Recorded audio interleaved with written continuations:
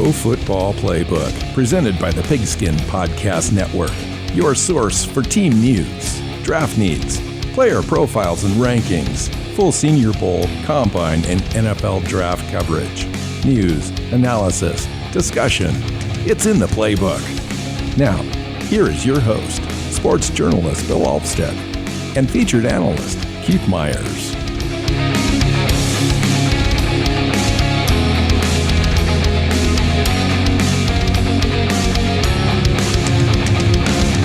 Pro Football Playbook Podcast listeners, welcome into the show. I'm Bill Alvstad, your host.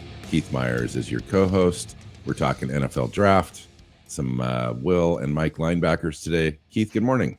Good morning. Yeah, it's a weird, like, linebackers. As we get in there, it becomes people. There's so much overlap between strong side linebackers or SAM linebackers and defensive ends, pass rushers, that we kind of combine those as edge. Now we come back with the rest of the linebackers, your middle linebackers, Right. your weak side linebackers. These are also your interior linebackers. If a team runs a pure 3-4. So let me ask you this, just to kind of help our listeners who really don't know what the differences are, what attributes teams are looking for. Can you just give me in generic terms the skill sets that define each one of those groups? Okay, so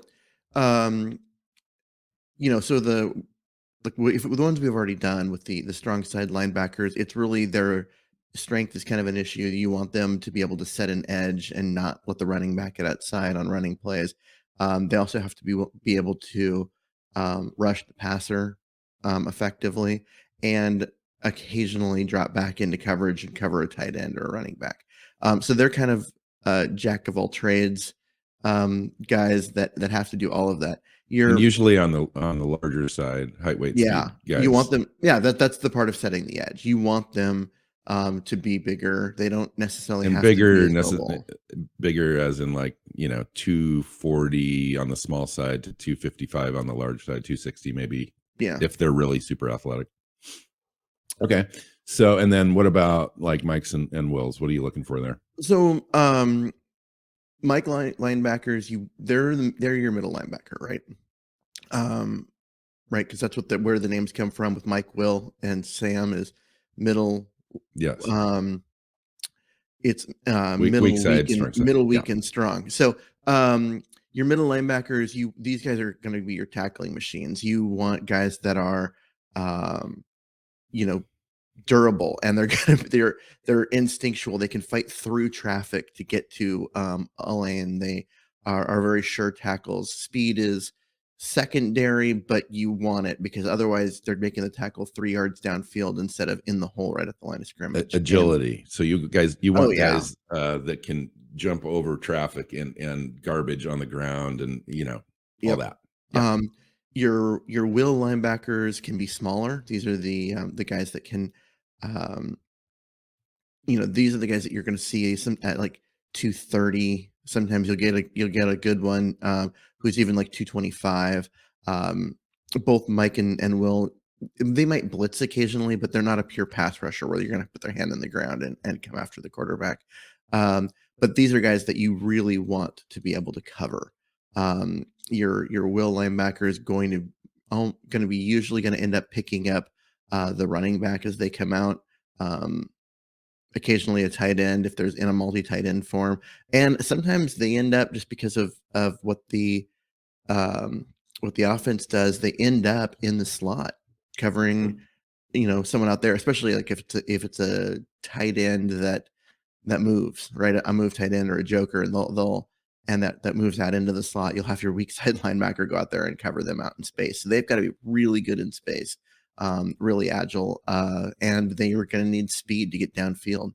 So that's there is overlap. You see guys that play, the middle linebacker in college, move to the weak side in the pros, and sometimes it's the other way around too. So there is overlap because it's all about skill set and yeah. So let's talk about skill set. Team needs. Let's talk about skill set for a minute, and let's talk about the intangible things like football intelligence, diagnosing plays, all that kind of stuff. When you talk about players like that, where your Mike guys are typically the guys that are excellent at diagnosing, calling out coverages and defense and so forth. They're typically one of the leaders on the defense that are able to kind of be the quarterback of the defense, put everybody in place, all that kind of stuff. So you're looking for those attributes, the natural born leader guys, the instincts, the intangible things, in addition to the football skills. And then the will guys are guys that can kind of almost do it all. They're like the Swiss Army knife guys in the defense, where they're probably one of your most athletic guys on your football team. Yes, they should be. If for in a 4-3, your Will's going to end up being usually one of the most athletic guys in terms of just everything, because you literally ask them to do everything except for put their hand on the ground and rush the passer, because they're a little small for that. Right. And some teams will even ask them to do that if you've got a special player. But you're right, your middle linebacker, like, there's a reason why the middle linebacker will lead every team in tackles. Provided that everyone's, if all things equal in terms of health, your middle linebacker will always have the most tackles on your team, because they're the ones that read what's going on pre-snap. They get everyone lined up, all of that, and then they flow to the ball. They just have to flow to the ball. They've got to do it quickly. They've got to do it through traffic.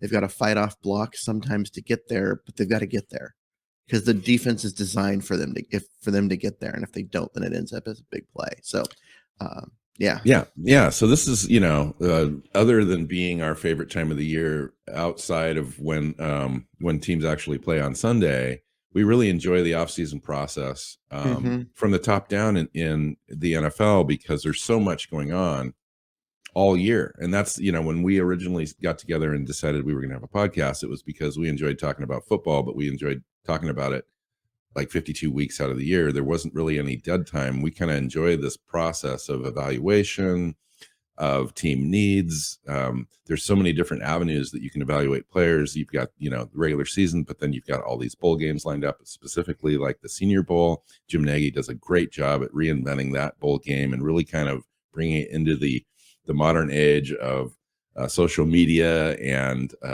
inviting teams, and kind of instead of it being opaque and really nobody really kind of knew what was going on, he's really opened it all up. All the practices you can watch and stuff. It's televised now, and so it's really kind of a fun way to evaluate players that are actually on the field doing real drills and all that kind of stuff. And then you have the combine, which is fun in and all of itself, just because you see guys with sheer athletic ability that really are able to make themselves stand out at the combine. And this group offers, some of that. We've just got players that range all the way from clunky, old school, traditional linebackers that you used to see that are just tackling machines. And you got guys that are almost borderline strong side linebacker types with that height, weight, speed that can just really do it all. So who's at the top? I'll say there's a couple guys in this draft that, they're a weak side linebacker. I think just because of experience, and that's where they've played. But you look at their speed, and you're like, this is someone that I would feel comfortable with at strong safety, right? As a defensive back, because they can move, and that's not as common. It's just not. So, So who do you have at the top of your list? Is it the Butkus Award winner? Nakobe Dean. Nakobe Dean, yeah, it really is. Now it's usually you're going to see the outside, like the weak side linebacker, as the one in this group that's a little bit more valued than the middle linebacker, because, well, that's a lot of really old mentality in the NFL, where the middle linebacker was your oversized run stuffer, and then they would come off the field on passing downs. That's who you'd pull off for your nickel. But I think that mentality within the NFL is drifting away, and it shouldn't be there anymore. Modern NFL, you don't typically do that. Like, the person you pull off is your strong side linebacker, not your middle linebacker. And so, or even then, you move your strong side linebacker up to defensive end, and you just let them rush the passer anyways, and you pull a 330-pound nose tackle off the field in order to get your nickel package in there. So, but yeah, Nakobe Dean. I mean, just the Are you guys. concerned at all about anything like his height, for example? No. I mean, he's 6 foot. There's a thing about, it's fine. I'm more concerned about 225 with him, and that's gonna be that's gonna be one of those things. If he puts on a little bit more weight, does he lose some of that athleticism? He's fast at 4.52, but I'm not worried about that. Do you see him migrating over to the will in the NFL because of that? Oh, absolutely. I see him as a will linebacker. Yeah. So that is he's got great coverage skills. He when targeted, he had a 30.7 quarterback rating against him. You mentioned he runs a 4.52, 72 tackles, 2 interceptions, 6 sacks, 5 pass defenses, 2 forced fumbles. He's kind of rangy, does it all, agility, diagnose plays. He's a smart guy, played inside linebacker at Georgia. So he's got that ability as well. Scheme diversity is always a bonus in the NFL. Nobody seems to stay healthy all year long, so you just never know where you're going to move guys around. But he's a fun guy to watch. He just is in that Georgia defense. My goodness. So somebody, in the NFL is going to really covet that alone. Just having a guy out there that's got all that experience and brings some of that tenacity and toughness into their defense. And he's that guy. Well, and one of the other things is that, he was their middle linebacker. He was their, quarterback of that defense. And even if you move him to the weak side linebacker, you've still got a guy with those football smarts. You got another guy like that on your team. So you have your middle linebacker and your weak side linebacker that both know how to read what the offense is doing pre-snap and do those things. And so you just end up with a defense that's smarter about the way they go about looking at things, and you can't go wrong with that, right? There's never a downside there. I think we're in agreement that he's probably the consensus best linebacker on the board, middle linebacker, whatever, or weak side guy. Where does a guy like this go in the draft? It's hard for teams to draft linebackers early, and I get that, but nonetheless, when you have a special player that's able to do it all and a 3-down linebacker, and he's kind of your playmaker on defense, that elevates his stock. And I could see him going in the 20s somewhere, maybe earlier if the team's really coveting him. The late teens, if you've got a team that especially a team that was that's their second pick in the first round, and you're in the like 18, and you get a guy, Eagles. That's actually exactly who I was thinking of. Right. Although I think they need help elsewhere, but man, they would be such a fun fit for Dean in terms of you can get a guy that's like or if he doesn't go there, it'll be somewhere in the 20s. I can't see him dropping further, and I also don't see a team in this kind of market picking him like in the top 10 or anything. Like there's just so many elite players at positions that are higher value. Yeah. So interesting. So a couple of other guys that we talked about before we push record was Devin Lloyd out of Utah and Brandon Smith out of Penn State. 2 linebackers that I really like. And I think that give you a little bit more diversity than Nakobe Dean as far as just the length that they possess and the athleticism. Length and size. Yep. Yeah. So it's interesting. Brandon Smith's just kind of a freak. Athletically. He's crazy. I will point that out. Yes. He is estimated as a 4.40 for speed. I mean, that's like wide receiver speed. Yeah. And coming out of high school, he already did a 36-inch vertical, and he's built that strength. Now he's probably up, over 40 or right at 40. We'll see what he does at the basically this is a guy with cornerback or free safety speed and athleticism playing linebacker, and he's doing it at 241 pounds, Yes. 6'3". I mean, so this is a guy with the size, and is still. I mean, he's a guy that you can line up in the slot if you needed to, and have him cover a receiver. He's not and going to be a liability out there. He's going to be able to hold, hang with those guys, and that's crazy for a linebacker. But he's just freakishly athletic. So is he a guy that lands in the NFL and a defensive coordinator gets a hold of him, and you're just like, wow, we have way more than I thought we had, and we can pretty much Swiss Army knife this guy and plug him into like 3 or 4 different spots as needed? Maybe. Who he reminds me of is Levante David. And the Tampa linebacker, who is one of the top linebackers in the NFL and has been for quite some time. And him coming out of the draft, he went in the second round. People were a little worried because he just was kind of unrefined, but athletically he was totally there. And he had like a lot of experience and things were working well, and there was just I don't know. To me, he dropped a little bit. He was in the second round, but you could just see it. You could just see all the talent. You knew he was going to be good, and he has been. And so, and that's who Brandon Smith reminds me of is Levante David. And I just think that you Swiss Army knife him and stick him in a bunch of different positions, sure, or you could put him as your weak side linebacker and have one of the best weak side linebackers in the NFL. And absolutely. The fact that all the consensus boards and everything has him, coming off in the second, I think is weird. I think he's gonna climb, but then again, I do too, especially after the combine.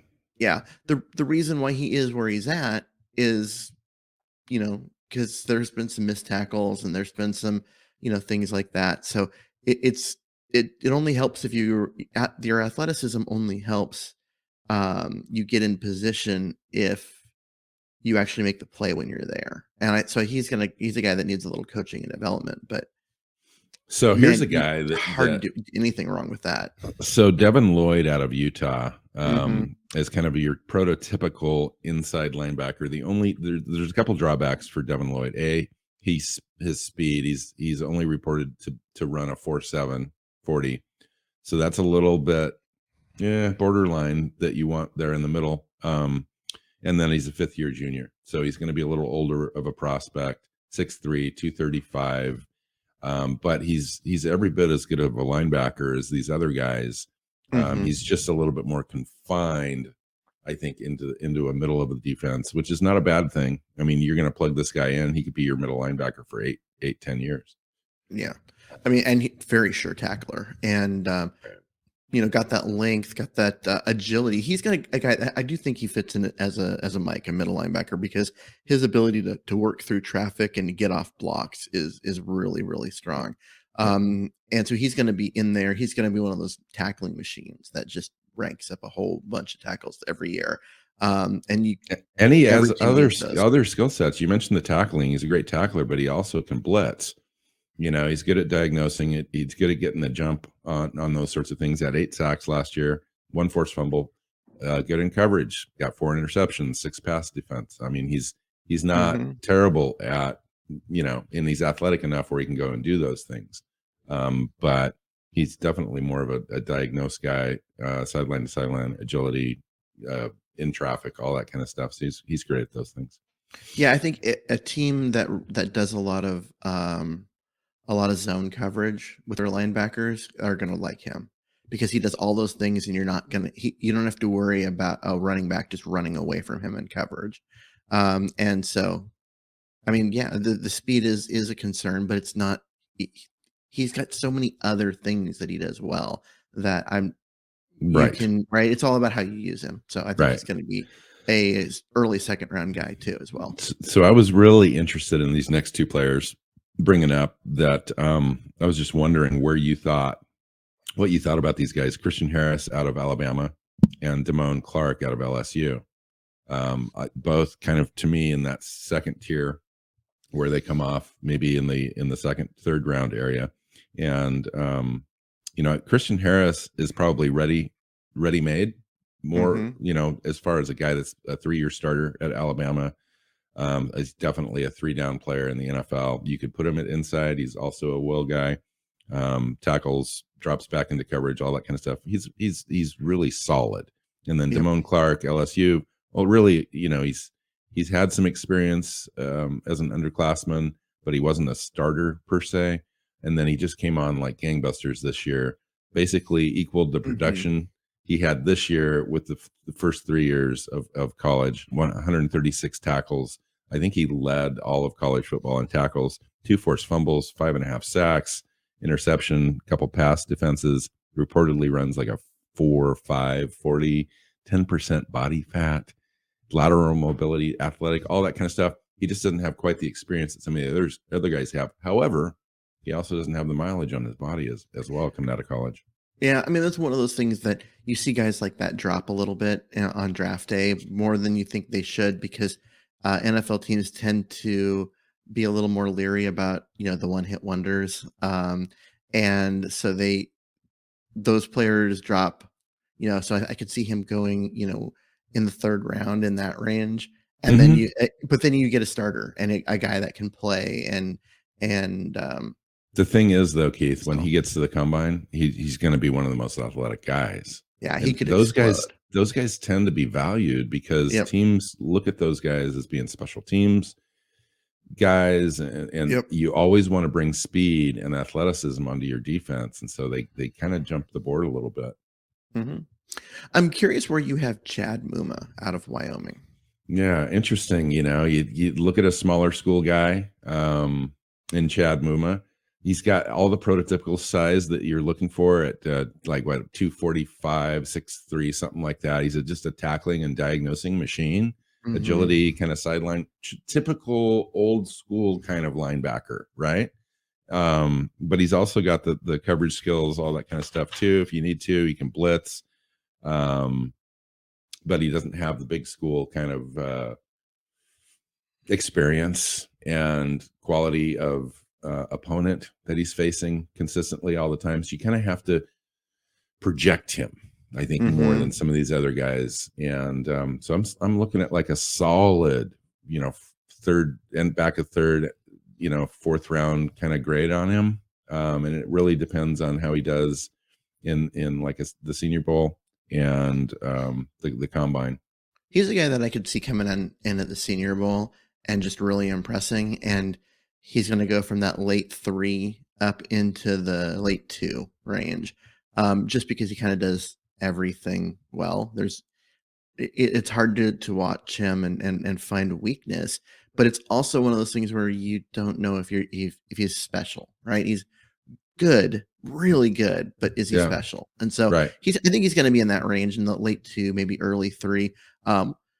Of course, if he comes out at the Senior Bowl and gets run over and has a hard time adapting to the playing against, the big boys because he's been at Wyoming, you could see him. I could see him dropping into like the 6th. And so, we'll have to see what goes on with him. Yeah. Interesting. Yeah. I mean, he is one of those guys that can really help himself or hurt himself in at the combine and the Senior Bowl and stuff. Because he was a tackling machine. Tackles for loss. I think he was top 3, top 4 in the country in tackles, but that really doesn't mean anything in Wyoming. I mean, he was the guy there. He was the heart and soul, the brain, the play caller on the defense, all that kind of stuff. Those are things though that are coveted in the NFL. If that translates, if he can make that happen. Worst case scenario with a player like him is he's your special teams captain for the many years to come, and he's going to be an inexpensive guy.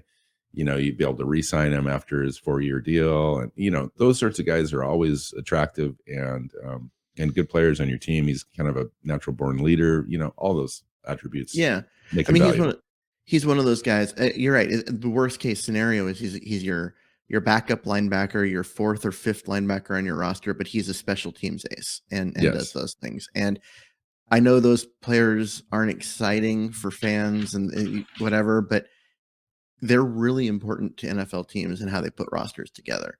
If you're not going to be a starter at linebacker, you better be special teams. You better, you know what I mean? You better be able to do it. And if you do the special teams great, that's how you turn it into a long career. So And like I said, and I think I agree with you. I think that's kind of the low end for him. And then you get to a guy like Adam Anderson out of Georgia, who we already talked about, Nakobe Dean out of Georgia, and how high we think he's going to go. Fast. Yeah, he's the fastest linebacker in the draft, and the guy's just got wheels. So let me ask you this: why is he coming up in this conversation as opposed to a guy that could be a pass rush specialist in the NFL? And I know he's only 230 pounds, but he's got a frame that looks like he can handle like 245 or so. Well, the reason he's got a frame that can handle that is he's 6'5". There's going to be concerns like he's fast, straight line. At 6'5", does he have the ability to move laterally the way you need an outside linebacker to? Can he get low enough on these tackles routinely to not miss tackles, not bounce off guys? Those are the concerns that people are going to have with him, but he has wheels. And I think he's underrated. I think he's underrated. I think he does need to add about 10 pounds to play in the NFL. Like if he's going to line up as a Mike or a Will, he's going to have to hold up over the test of time with regards to his body and keeping players off of him and his lateral quickness, agility, all that stuff. At 6'5", that's a pretty good size guy to be able to fight through traffic and that agility stuff where in the drills at the combine, they have the dummies laying on the ground and you see the guys going over them like this. I mean, those are good drills to kind of see where you're at. This kind of a player at that height, I'll be interested to see if, he can consistently get his knees up and churn and burn and do all that stuff. So, he's just not a standard body type. Yeah. I mean, he's tall. He's really long though. And so he's going to be a coverage linebacker because with that speed, his ability in that field, but also that length, the ability, quarterbacks are going to have a hard time fitting the ball dropping the ball in. Absolutely. When you have that kind of length, you end up making those passing windows really small. Quarterbacks are going to have a hard time getting the ball in, there. So I think he's going to be a guy that may be coveted for his length and speed combination. And then, but at the same time, not every team's going to want a 6'5" linebacker.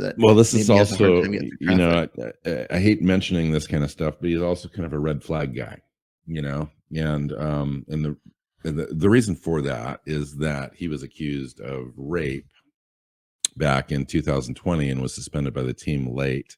And those things need to play out. So, at this point he's only accused, etc.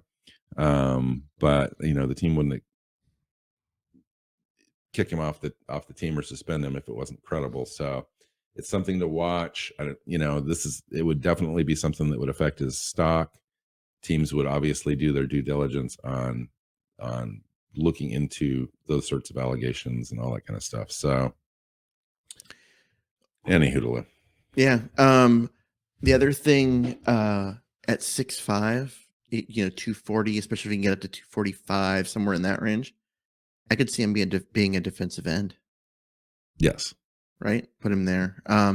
And like as far as what you were talking about with that red flag stuff, like we've seen those things just, send players flying down draft boards. Yeah, and not even be drafted. Yeah. And we've also seen teams act like they don't care.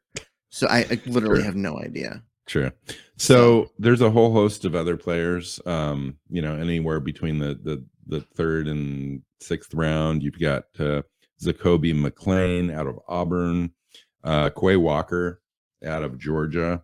That's probably the most interesting name on this list that we have yet to talk about. James Skalski from Clemson, Balin Spector also from Clemson, Nolan Smith from Georgia is an interesting name as well. I wanted to kind of get your take on that. Josh Ross, kind of a well linebacker, and we talked about Chad Mumma, Brian Asamoah out of Oklahoma. So there's There's a few names. There's And others as well. We missed Asamoah's teammate, Nick Benito.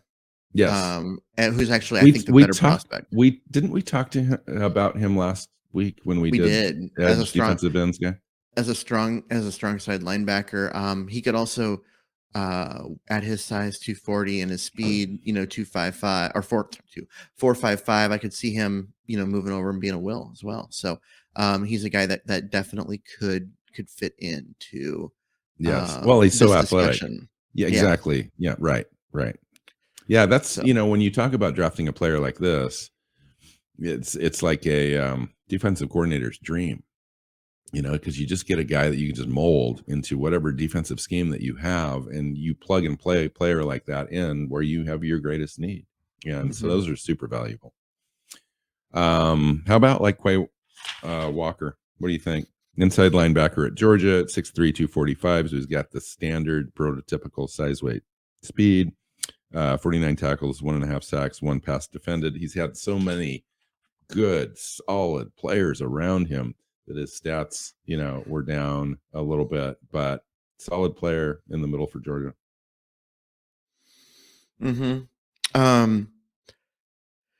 Yeah, I mean, it's hard. You're right. He doesn't have the stats. He didn't really come out and stand out when you watch Georgia's defense play. He isn't the guy that you notice, right? You notice Channing Tindall, more so. I mean, he just seemed like more athletic, all that kind of stuff. I don't know. Yep. I mean, Tindall is like a 4-4 guy, right? And so you're going to always see those guys are just flying around the field making plays. He's a playmaker, quote unquote. And it seemed like Quay Walker was more of just your standard fare run stopper kind of guy. Yeah. So, 15, 20 years ago, Walker would have been a very early pick, because he was that middle linebacker that, is a 2-down linebacker, first and second down. You really like him. You pull him off the field for the nickel coverage, but that just isn't really a thing in today's NFL. And I think that he is just a generation too late as far as coming into the NFL, and he's going to have to show that he can, that he's better in coverage than people think. And that he isn't as limited in terms of his speed as and he's a pass rush. He's a pass rush guy. He's the guy that you're going to blitz and stunt, and he's really great at that sort of stuff, and just the general run, the tackling. He's got great tackling ability. So and at 6'4", 240, if he could put on 10 pounds without losing some of his athleticism and that kind of stuff, I could see him being a weak side, like a pass rush specialist, a Leo defensive end, and just being on the line of scrimmage. Yeah. So yeah, I mean, he's an interesting case, but I don't know. I mean, he's not going to be in the same conversation as his teammates. Yes, correct. It's amazing how many Georgia players we talk about as we move I know. The defensive side of this. We haven't even talked about Nolan Smith, Then you got Nolan Smith, that's a will kind of guy at 6'3", 235, runs, but he's a slower guy, runs 4.8. If he can improve that time, that's an estimated time. If he can improve upon that, his drop stock's going up. But that those guys that played for Georgia are going to be coveted in this draft. Probably a round higher than somebody else that's from somewhere else. Just because I think the NFL is going to want to get a hold of those guys, just because they were just so good in college. Is that it? You got anything else? No, that's actually, we have exhausted the list of linebackers that I am prepared to even mention. Right. It is early in the process, I will say, Keith. We typically don't get this deep into player evaluations until at least after the Senior Bowl. We start really kind of digging in. And then, of course, the Combine, just to kind of give us a larger reservoir of information. It's just hard right now because a lot of the folks that are coming out with information right now are guys that have really sunk into the college football season and have been following these guys for 2 or 3 years, and guys that follow the NFL like we do We typically get into the process of evaluating prospects, now and kind of build, for a couple months. So apologies for that. We'll do better. Maybe next year we'll be on top of it even better. It's not likely. Okay. No, and that is the truth. Like this is not a college football show. This is a pro football show. And so we are a little later to the party as far as draft prospects because, we don't study freshmen and sophomores that aren't draft eligible so that we're prepared for them next year. It's just not what we do. Yay.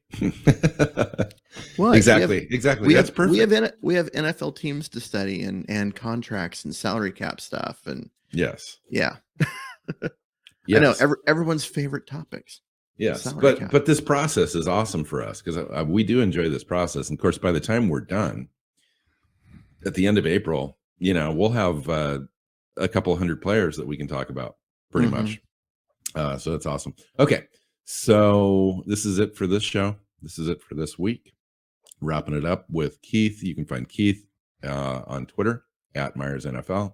I'm at Alvstad NFL. The show is at PF_Playbook on Twitter. Find us on our website. You can look us up on Google. Find us on YouTube, favorite podcast platforms, all that kind of stuff. Make sure you subscribe. If you enjoy the show, make sure you share it with your friends and family. And until next time, Keith, we'll see you.